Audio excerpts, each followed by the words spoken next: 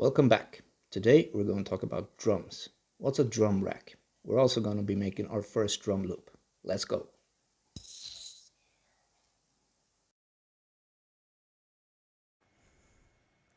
So welcome to episode number 2, and today we're going to be talking about drums. And first off, a huge thank you to Bruno Veloso for the amazing new logo type. That came in useful because I didn't know how to make my own. Thank you, Bruno. Now today we're going to be talking about drums. Many times drums are the most essential part of your song. It shows what kind of song it is and how people are able to dance to your music that you are making. So, I'm going to be showing you how to make a really simple drum loop inside of Ableton. Let's go. Okay, so we're back inside of Ableton now.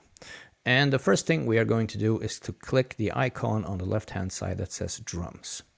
When I click that, I'm going to get a whole lot of drums. This is because I have downloaded a whole lot of packs and a whole lot of sounds.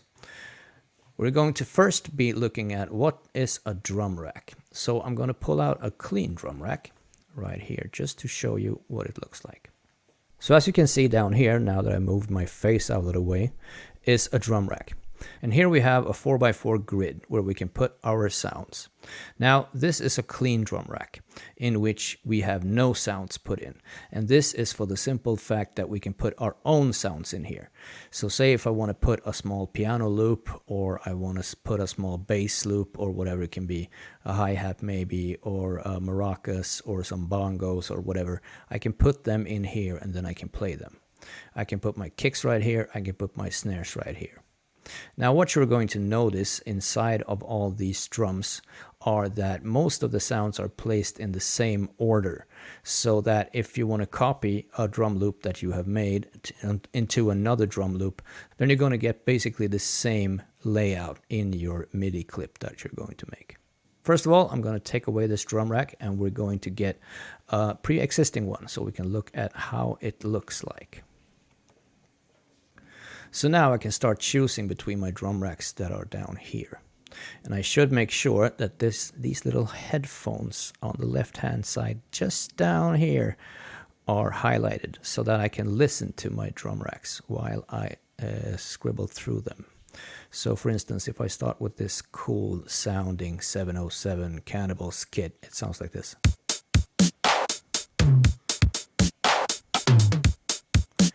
And these are oftentimes named in pretty funny ways that I can't even mention why they are named that way.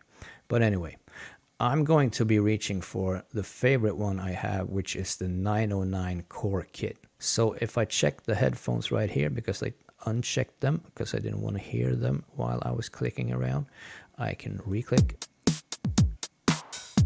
Oh, do you hear that bass drum? That's old school for you right there.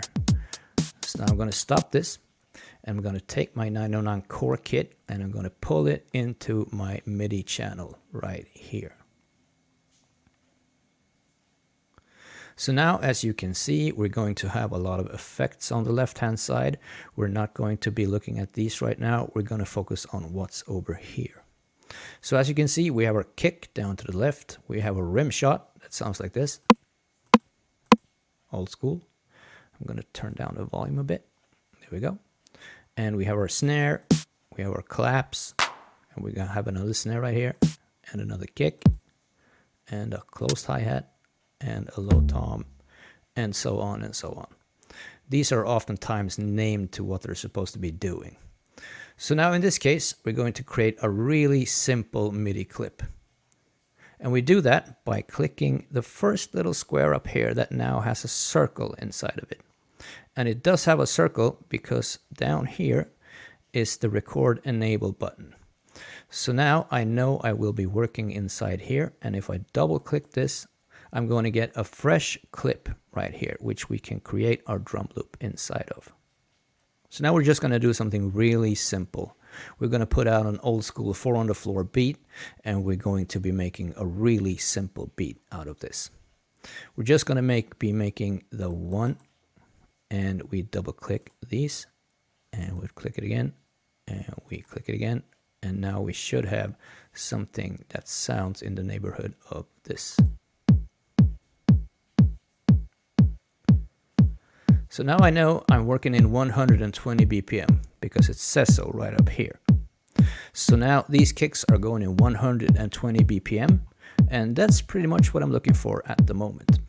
This I can change pretty much as how much I want, up and down, depending on what kind of BPM I want. But that's not enough, is it? We need a snare and some claps, and we need the old school and very cool sounding open hi-hat. So I'm going to be putting my snare here, and another one right here, and another one right here. And we're going to get this. Do you recognize that, all you old school dance fans out there? This is so old school for me. I love this. All right, so now we're going to put open hi-hat. That sounds like this. Once again, we have some headphones right here. We're going to check that box, and we're going to just listen to how they sound. Oh, that old high school sound. No, yeah, well, that would be high school. Yeah, correct. And I'm going to be placing this hi-hat between the kick here and the kick here. So that will be on this line right here, and here, and here, and here. So now it sounds like this. Now if this isn't old school, I don't know what is. I know what should be more old school. I will pull this up, the BPM, and I will put it in 135 or in the neighborhood of that. Now let's see what it sounds like.